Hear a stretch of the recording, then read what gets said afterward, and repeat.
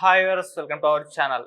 So Andhra Pradesh రాజధానిగా అమరావతి పనులు వేగంగా అయితే జరుగుతున్నాయి. ఇవాళ కూడా పనులు ప్రారంభమైపోయి సిఆర్డీఏ వాళ్ళకు కూడా అప్పగించేశారంటున్నారు. మరి ఏ స్థాయిలో ఈ పనులు ప్రారంభమయ్యాయి, ఎప్పటి వరకు పూర్తయ్యే అవకాశం ఉంది, కేంద్రం ఎంతవరకు దీనికి సపోర్ట్ తెలుపుతుంది? ఇప్పుడు ఇదే అంశం మీద డిస్కస్ చేయడానికి ప్రజెంట్ మనతో పాటు జయదేవ్ గారు సీనియర్ జర్నలిస్ట్, వారితో ఒకసారి మాట్లాడదాం. సార్ నమస్కారం.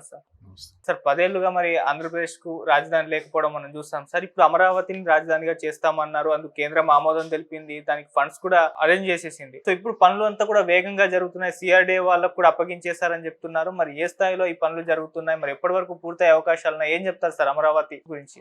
అమరావతి ఆ పేరు మరికొద్ది రోజుల్లో మారుమోగబోతుంది.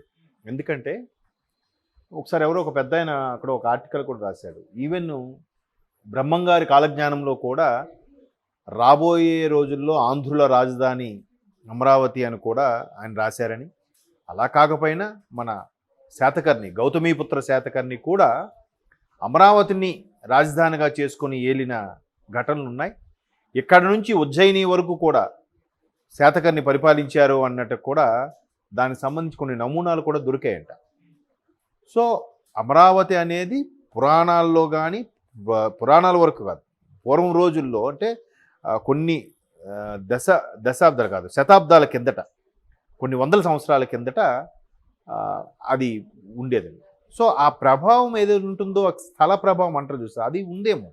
లేదంటే చంద్రబాబు నాయుడు గారు ఎన్నో అనుకొని అటు రాయలసీమ వాళ్ళకి ఇటు కామన్గా ఉంటే ఒంగోలు బెటరా, లేదా వైజాగ్ క్యాపిటల్ చేద్దామా, వైజాగ్కి విజయనగరం ప్లేస్ ఎక్కువ ఉంది గవర్నమెంట్ కాబట్టి అక్కడ ఉందా, ఇంకా రకరకాల ఆలోచనలు చేస్తూ మళ్ళీ ఇక్కడ చేశారు.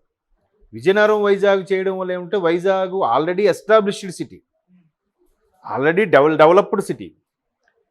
ఇకపోతే ఒంగోలు అవి చేయడం వల్ల మరలా ఉత్తరాంధ్ర ప్రజలకి చాలా దూరం అవుతుంది క్యాపిటల్. రాయలసీమ వాళ్ళకి బెనిఫిట్ ఏంటంటే, ఒక్క ఆంధ్ర రాజధాని దూరం అనే మాటే కానీ మిగతా అన్ని విషయాల్లో అటు బెంగళూరు కానీ ఇటు చెన్నైకి కానీ వాళ్ళు ఎక్కువగా కనెక్టింగ్ అయి ఉంటారు. సో ఇంత place CRDA, capital region development అథారిటీకి అనుకూలించే ప్లేస్ ఏది అని తలలో కొట్టుకొని సర్వే చేస్తే తీవ్రంగా తేలింది అమరావతి. ఒక సింగిల్ డేలో డిసైడ్ చేసింది కాదు, చాలా దానికి అనలైజ్ చేశారు. దానికి సింగపూర్లో కొన్ని నిష్ణాతుల్ని, లేదంటే రాజమౌళి లాంటి గొప్ప దర్శకుల్ని తీసుకొచ్చి ఇలా ఉంది, ఎలా ఉంది, ఎలా చేద్దాం, ఏం చేద్దాం అన్నీ ఆయన, లేదు నాకు నచ్చింది, నేను ముఖ్యమంత్రి, నేను చెప్పిందే ఫైనల్ అనుకుని చేయొచ్చు కదా. కాదు, ఇప్పటి జనరేషన్, ఇప్పుడు యంగ్ జనరేషన్ థాట్స్, ఇప్పుడు వచ్చే మేధావుల యొక్క అభిప్రాయాలు ఎలా ఉంటున్నాయి, అవి సేకరించి క్రోడీకరించి పెట్టుకున్న కాన్సెప్ట్. సో ప్రమాణ స్వీకారం చేయకముందే కూటమి ప్రభుత్వం 164 వచ్చాయని తెలియగానే బాబు గారు ఢిల్లీ వెళ్ళే ముందు చెప్పిన ఫస్ట్ మాట, ముందు అమరావతి రీజన్ని క్లీన్ చేయండి, ఊరికే ఎక్కడెక్కడ చెత్తలు పడేసి బహిర్భూమికి వెళ్ళి కంపు చేసేసారు, కావాలని కంపు చేశారు.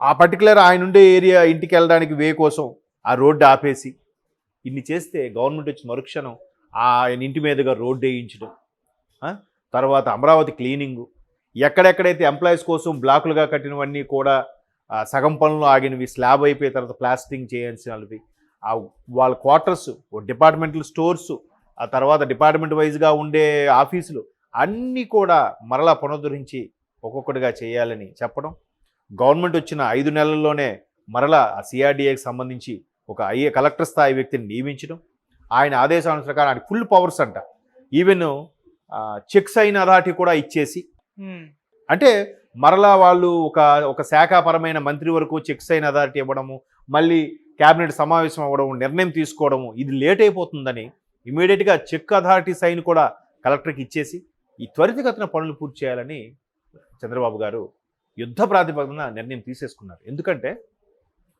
ఇంకా బిల్డింగ్లు, బ్లాక్స్ కట్టకముందే ఖాళీ ప్లేసులు చూసుకునే, మాకు ఇది కావాలి, మాకు ఆ కంపెనీ పెడతామని చెప్పి యూట్యూబ్, గూగుల్, మైక్రోసాఫ్ట్, టీసీఎస్ లాంటి కంపెనీలు ఆల్రెడీ మాకు ఇక్కడ ఇది ఇవ్వండి, ఇక్కడ ఇది కేటాయించండి, ఇది మేము ఇలాగ ఎస్టాబ్లిష్ చేసుకుంటాం, ఇక్కడ వాతావరణంలో కొంచెం వేడి ఎక్కువ ఉంటుంది కాబట్టి దానికి అనుకూలంగా చెట్లు పెంచుకునైనా మేము చేసుకుంటాం అని రకరకాలుగా ముందుకు రావడం, దానికి కూడా సింగిల్ పేపర్లో కాంట్రాక్ట్ యాక్సెప్ట్ చేయడం, అగ్రిమెంట్ రాసుకోవడం, ఇవన్నీ త్వరితగతిన చేయడం అనేది చాలా మంచి కాన్సెప్ట్. చూస్తారు అసలు చాలామంది ఇప్పటికీ అనేది ఏంటంటే, అరే 14లో బాబు గారు వచ్చినప్పుడు 19లో కూడా ఆయనకు ఒక్కసారి ఛాన్స్ ఇచ్చేసి ఉంటే అంత సెట్ అయిపోయేది కదా, అనవసరంగా ఇచ్చారు అని ఇప్పటికీ తలపట్టుకున్న వాళ్ళు చాలామంది ఉన్నారు. కోర్స్ అది బాధపడితే కానీ బోధపడదు అన్నట్టు అందరూ ఏమైనా ఎక్స్పెక్ట్ చేశారంటే, సరే చంద్రబాబు నాయుడు గారు చేసిన దాన్ని జగన్మోహన్ రెడ్డి గారు ఒక బిజినెస్ మ్యాన్ కాబట్టి ఈయన వస్తే మరి కాస్త ముందుకు తీసుకెళ్తాడు, రాజకీయాలు వేరు వ్యక్తిగత విషయాలు వేరు కదా. ఇప్పుడు రాజశేఖర రెడ్డి గారు చంద్రబాబు గారు ఉన్నప్పుడు ఎలా ఉండేది, ఆయన ప్రాజెక్టులు ఈయన తీసేడు, ఈయన ప్రాజెక్టులు ఆయన తీసేడు ఉండేది కాదు, కంటిన్యూ అయ్యేది. ఓఆర్ఆర్ ఉంది, అది చంద్రబాబు నాయుడు గారు టైంలో కాన్సెప్ట్. రాజశేఖర రెడ్డి గారు వచ్చేసి జస్ట్ ఆ రూట్ మ్యాప్ మార్చేయడం కానీ ఆయన క్యాన్సిల్ చేయలే. శంషాబాద్ ఎయిర్పోర్ట్ ఉంది, చంద్రబాబు నాయుడు గారు నానా ఇబ్బందులు పడి, ఆయన ఎవరు అశోక్ గజరాజు గారు విమానయాన శాఖ మంత్రిగా ఉన్నప్పుడు మొత్తానికి చెప్పి ఒప్పించి చేయించుకొని అంతా చేసిన తర్వాత ఈయన వచ్చి రెబ్బన్ కటింగ్ చేసి రాజీవ్ గాంధీ ఇంటర్నేషనల్ ఎయిర్పోర్ట్ అని ఇస్తాడు రాజశేఖర రెడ్డి. అది చంద్రబాబు నాయుడు తీసుకొచ్చాడు కాబట్టి ఎయిర్పోర్ట్ సగంలో ఆపేయండి అని చెప్పలేదుగా. కాకపోతే బాధాకరమైన విషయం ఏంటంటే, డొమెస్టిక్ ఎయిర్లైన్స్కి ఈ రోజుకి ఎన్టీఆర్ విమానాశ్రయం అని ఉంది, దాన్ని ఇంటర్నేషనల్ చేసినప్పుడు ఎన్టీఆర్ ఇంటర్నేషనల్ చేయాలి, కానీ డొమెస్టిక్ది అలాగ ఉంచేసి ఇంటర్నేషనల్ మాత్రం రాజీవ్ గాంధీ ఇంటర్నేషనల్ ఎయిర్పోర్ట్ అని పేరు పెట్టారు. అది మొన్న ఎన్టీఆర్ హెల్త్ యూనివర్సిటీని వైఎస్ఆర్ హెల్త్ యూనివర్సిటీగా మార్చినట్టుగా. సో అట్లా కొన్ని మార్పులు చేర్పులు చేశారు తప్ప ప్రాజెక్టులు క్యాన్సిల్ చేసి. జగన్మోహన్ రెడ్డి గారు వచ్చి ఏం చేశారు, ఆ గవర్నమెంట్లో ఉన్నప్పుడు అమరావతి అంటే మాకు ఓకే అన్న మనిషి గవర్నమెంట్ రాగానే ప్లేటు మార్చేసి 3 రాజధానులు, కొన్ని 3 రాజధానులు కూడా ఆయన క్యాపిటల్ ఏమి కట్టాడా, కట్టలే. ఫస్ట్ 2019 ప్రమాణ స్వీకారం, 2019 దసరా తర్వాత వైజాగ్ క్యాపిటల్ అక్కడి నుంచే రూలింగ్ ఉంటుంది అన్నారు. 2019 దసరా అయిపోయింది, 2020 ఉగాది, 2020 దసరా, మళ్ళీ 21 ఉగాది, 21 దసరా, 22 ఉగాది, 22 దసరా, 23 ఉగాది, 23 దసరా కూడా అయిపోయింది. ఈసారి డిసెంబర్లో గ్యారంటీ అన్నారు. అంటే ప్రజల దృష్టిని మరల్చడానికి ఏమీ చేయకుండా కేవలం వాళ్ళకి పథకాలు పడేస్తే తినుంటారులే అనే కాన్సెప్ట్లో ఉండిపోయి ఏమీ చేయకుండా ఉందామని ప్లాన్ వేశారు.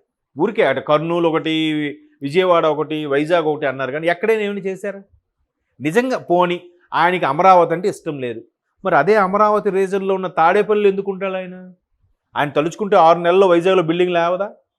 బిల్డింగ్ లేకపోతే గవర్నమెంట్ సర్క్యూట్ హౌస్ ఉంది, ఆర్ఎన్బి బంగ్లా ఉంది, లేదంటే కొత్తగా బిల్డింగ్ కూడా కన్స్ట్రక్ట్ చేసుకోవచ్చు. అలా చేయకుండా ఎందుకు తాడేపల్లిలో ఉన్నాడు? సింపుల్ లాజిక్కే కదా. అవన్నీ అంటే ఓకే, మళ్ళీ అటు వెళ్తే కానీ. సో అలాగా దాన్ని కావాలని అస్తవ్యస్తం చేసేసి పాత కంపెనీలు ఏదైతే పాత గవర్నమెంట్ ప్రకారం ఒప్పందాలు చేసుకుంటే అవి కుదరవు అని చెప్పేసి వాళ్ళకి వెనక్కి పంపించేసి, అలాగే చాలా ఇన్నర్స్ జాకీ, అడిడాస్ షూస్ది అక్కడ తిరుపతి దగ్గర, తర్వాత కియా రాయలసీమ, ఇలా అంటే బోల్డ్, తర్వాత పార్లే బిస్కెట్స్ది ఎన్నొచ్చాయో అన్నీ వెనక్కి తిరిగి పంపించారు. సో ఇప్పుడు మరలా దాని పూర్వవైభవం తేవడానికి త్వరితగతిన తీసుకొని ఎక్కడికక్కడ ఎస్టాబ్లిష్ చేస్తే కానీ నెక్స్ట్ ఎవరొచ్చినా ఎవరున్నా దాన్ని కదల్చలేని పరిస్థితిలో తయారు చేయాలనేది బాబు గారి ఉద్దేశం. ఇప్పుడు ఈరోజు హైటెక్ సిటీ సైబర్ టవర్ చెప్పుకుంటున్నాడు బికాజ్ ఆఫ్ చంద్రబాబు నాయుడు గారు అంటారుగా, అలాగే ఎస్టాబ్లిష్ అయిపోవాలి అనేది ఆయన తపన, ఆయన విజన్ కూడా అలాగే ఉంది. చూద్దాం మరి సిఆర్డిఏ ఖచ్చితంగా అవుతుందే అనిపిస్తుంది. ఆల్రెడీ గత ప్రభుత్వంలో ప్రజలు ఎన్నుకునే విధానం చూసి చాలామంది ప్రజలు సిగ్గుపడ్డారు కూడా, అనవసరంగా చేశాంలే అని. సో రియలైజ్ అయ్యారు కాబట్టి ఇకపై బాగుంటుందని నా అభిప్రాయం. Thank you so much. Thank you.